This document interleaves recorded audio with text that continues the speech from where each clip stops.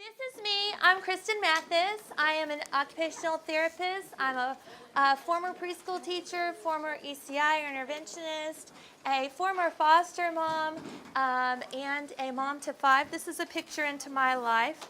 I just got a text an hour ago, and it says, Jake told me, this is my 3-year-old, almost 4 next week. Jake told me he accidentally got scissors out of the drawer and cut open his M&Ms this morning. I live where you guys live. People accidentally getting scissors out and cutting M&Ms open before breakfast. So that is my life. And this is Sensory Processing Simplified. And I am going to start this morning by reading a variation on a delightful book to you guys. This book did not need any improvement. It just needed some modifications so we could talk about sweet, precious kids with sensory issues.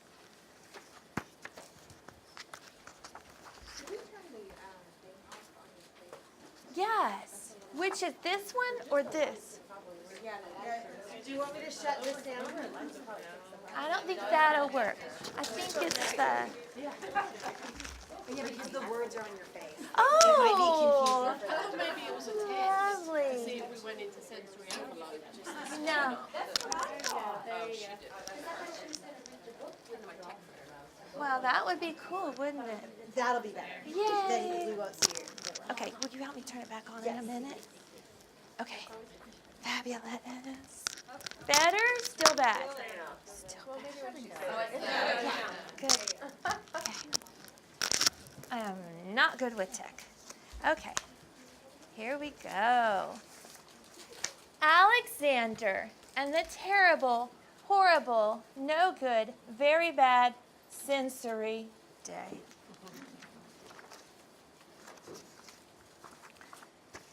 I went to sleep and got cold in the night, but the only blanket in the room was my itchy, scratchy blanket that makes my skin hurt all day long. Then I woke up with my feet tucked in. Mom knows my feet have to have room to move around or they wake up grumpy. Mom says feet don't get grumpy, just little boys. What does she know? She also says blankets don't make your skin hurt. I tripped onto the way to the bathroom and hit my head on the counter, and I could tell it was going to be a horrible, no good, very bad day.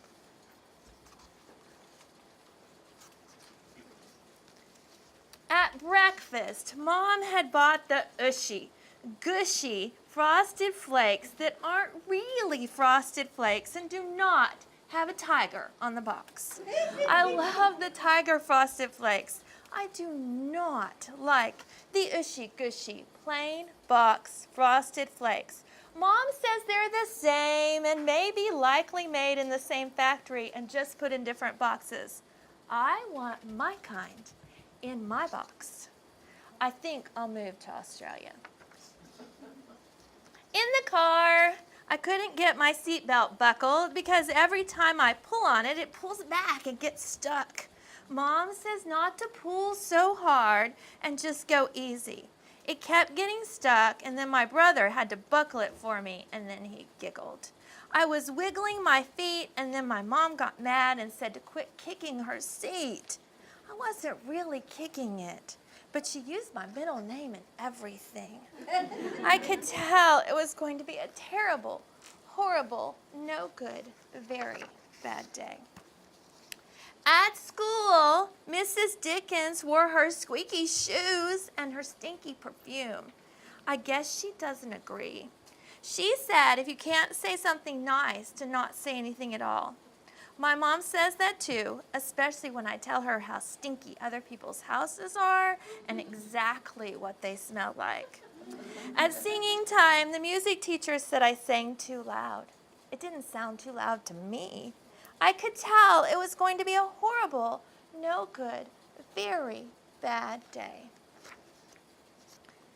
Danny was breathing on me in line for recess and crowding me, taking all my air.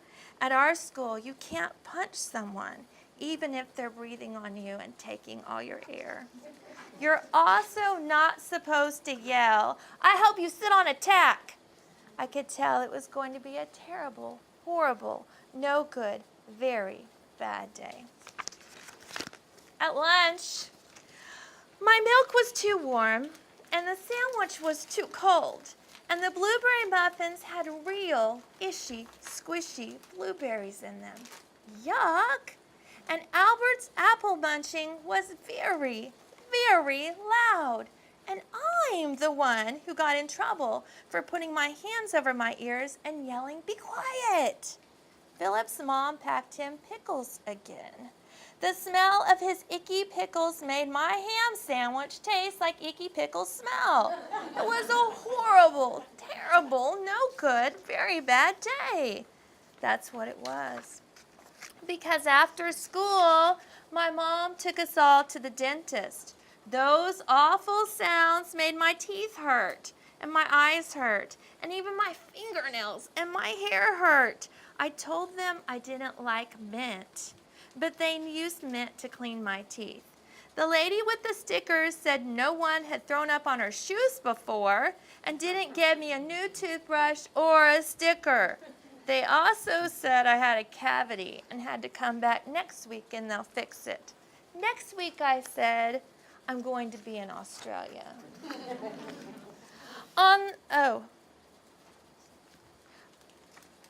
Sorry. On the way to the mall, I stubbed my toe.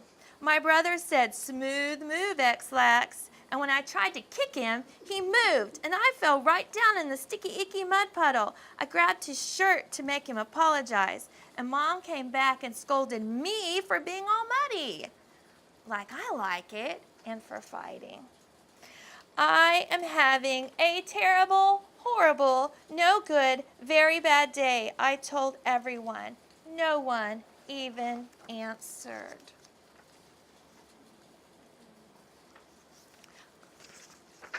Mom said I needed new shoes and clothes. I don't want new clothes or shoes. At the shoe store, Mom forgot my special socks, and I had to try shoes on with new socks with huge, humongous seams. Mom wanted to know how the shoes fit. I couldn't tell. All I could feel were those huge, humongous seams. I hate new shoes, and we weren't done yet. Mom said if any of my clothes still had tags on them, they would say 2 sizes too small. Mom found sweatpants she said are exactly the same as the ones I like to wear every day. I don't know what planet she lives on, but they are not the same. She can buy them, but she can't make me like them. When we picked up my dad at his office, he said not to touch anything, and I didn't, except for that really cool shiny stapler and the blinking button on the copier. He said, "Be careful," and I kept thinking, be careful, and I was very careful, except for my elbow and my big toe that still hurt and got tripped on the rug.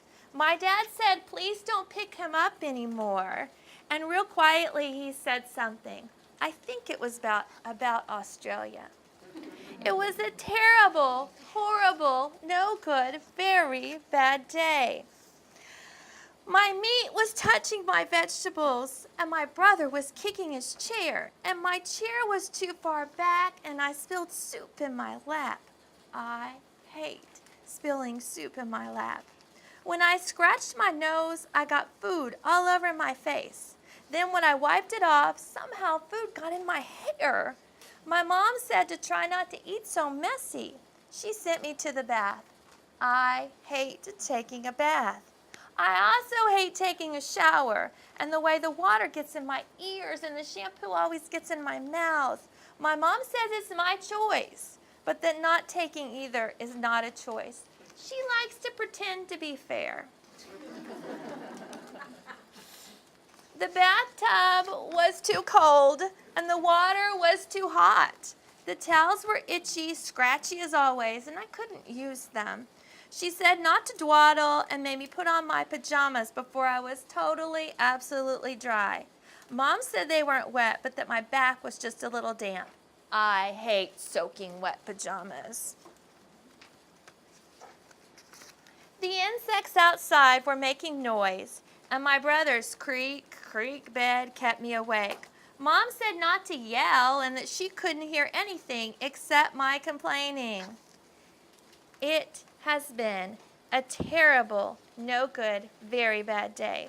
My mom says she may move to Australia. Thank you for your attention on that. Alexander was having a very, very bad day. Part of the issue, though, is that is Alexander's life. If he has severe sensory processing issues and doesn't live with people that understand that and have empathy for him. So just wanted to give you a lighthearted look at some very real children that I know and the struggles that they go through and the struggles that the people around them go through. Okay, let's give this a minute to start up. If you have your handouts, you're going to see some cool pictures. Whoops. Little interlude there. Oh, with your, you can print them online. Okay. So if you do have them with you, you're going to start at the top by seeing we have our sensory players. I love these graphics because you can share them with kids when you're talking about things. Borrowed from Graystar Community Outreach Project. Okay, let's see.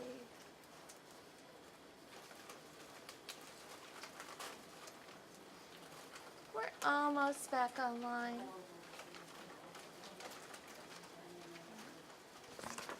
Okay, so these little guys represent the players on your brain-body team.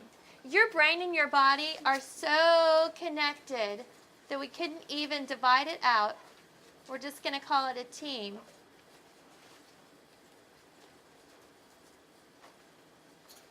There we go. There they are. Aren't they cute? Okay, we've got our typical 5 that we're used to seeing.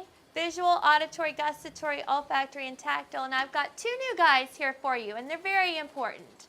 Vestibular is our sense of where our head is in relation to the ground, where we are in space. Proprioceptive is input through our joints. And so all of life, we're getting input through all these senses. We're getting feedback about what's going on around us, and the kids in our life are too. A little extra player that we could put on the end is called interoception. And interoception is just the feedback, the sense of things from inside, like whether you're hungry, whether you're hurting inside. It's like your internal feedback sense. Some people will add him on the brain-body team, and some people leave him off. Interoception. Interoception. So some people will talk about 8 senses. Some people will talk about 7. And I know for little guys, we just talk about 5. Your visual, your auditory, your gustatory, and your olfactory are pretty much what we teach the kids. One thing to think about tactile is we usually think about tactile is all the input that comes in through our hands, through touch. And actually tactile is all the input that comes in through our whole body. Our whole body is a tactile touch system. Our fingers are just more sensitive. So when we're talking about tactile, we're talking about all over touch perception. So I jumped right into this. How many people have had kids in their classroom that the parents have said they have sensory processing issues? Whoa. Do any of you guys have kids of your own? Okay. So hopefully I'm not boring you guys starting out kind of really basic, but I want to be very simple for you guys because I'd love for you to be able to explain it to children, explain it to parents that are it's not even on their radar at all. So we can even start by showing people we've got all these players on our team. And sometimes those players look like the ones on top. They're excited, they are in overload. And sometimes they look like the ones on bottom. Sleepy and snoozing on the job.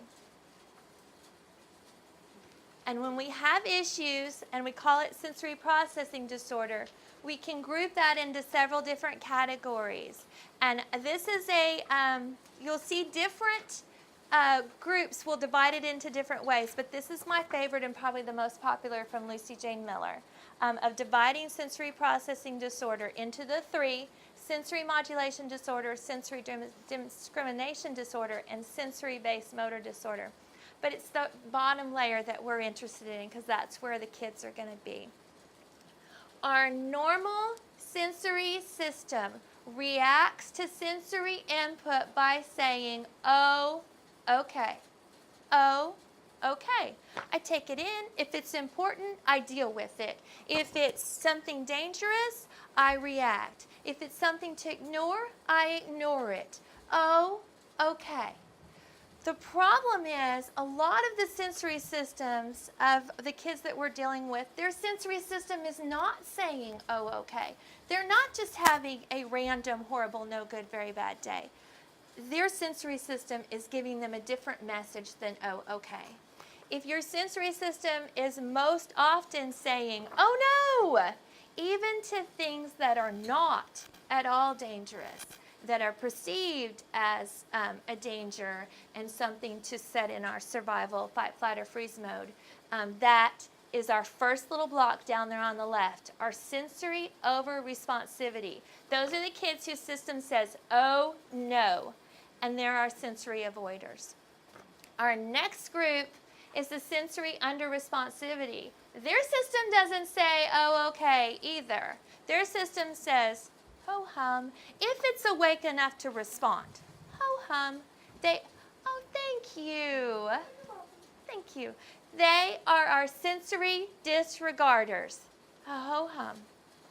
And I'd love for you guys to think as we're going through that, what does your sensory system usually say? Which one of these? Are you an oh, okay? Is your sensory system saying oh, no, or ho hum? Our next group, and these are the fun guys in our classroom, sensory seeking. They are the one their sensory system says, more. That is not enough. I need more, more, more. Sensory cravers. Those are our sensory cravers. They're also the ones that need more space. They should count as 2 children. When we're figuring out how many children we can put in a certain space, they should count as 2. They're precious, but they should count as 2.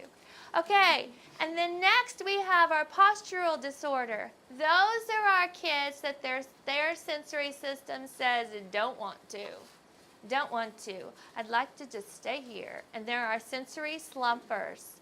Our next group is dyspraxia. And their sensory system says, I can't do that. Can't do that. There are sensory fumblers. And then up there in the middle, we've got our sensory jumblers. And their system says, huh? The information came in, but it got jumbled. And their system is, instead of saying, oh, okay, and dealing with it appropriately, are saying, huh? Now you see these words underneath here. I want to show you guys how a lot of times we attribute things to kids' chosen behavior and their personality that are actually sensory issues. And they may not have sensory processing disorder, but they have some sensory issues that are coloring their view of the world and thus coloring their behavior. So we might look at our sensory over-responsivity kiddo whose system says, oh no, and think they're picky. Or think they're a diva. Do you guys have any other words? And it may be that their sensory system, instead of saying, oh, okay, is saying, oh, no. And that child doesn't feel safe without being picky and being the avoider and being the diva. Our next one, sensory under-responsivity, the one that their system is saying, ho hum, we may perceive those kids as slow, when really it's just that their sensory system is under-responsive, and they need us to help them baby that sensory system and help it grow and mature.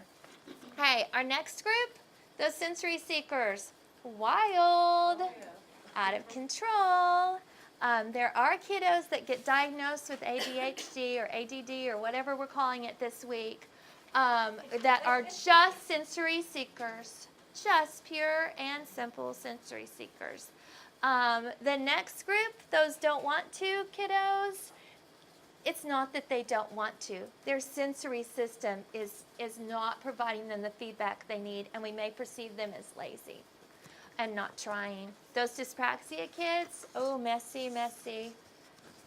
Their sensory system is letting them down. And then those jumblers, spacey, out there. Okay. So we have a continuum. We have those kids that are avoiders or defensive that are over on this side, that are under registers, and then we have those overreactors. The interesting thing is, though, and we have to be careful, the same child can have a sensory player that is under registering one sense and overreacting to another. Does that make sense? Okay, so you could have a kid that is defensive to tactile input, but is a seeker for proprioceptive. And that happens, that mixture actually happens a lot. They don't like the light touch, but they need more of the deep pressure input of that proprioceptive. So don't think that kiddos have to be just one or the other. Okay, and when life is good and stress is low and we're on summer break and they're getting to just swim and do whatever they want, you tend to kind of come toward the middle. When chaos happens and stress and transitions, like say the start of school or moving or a new sibling in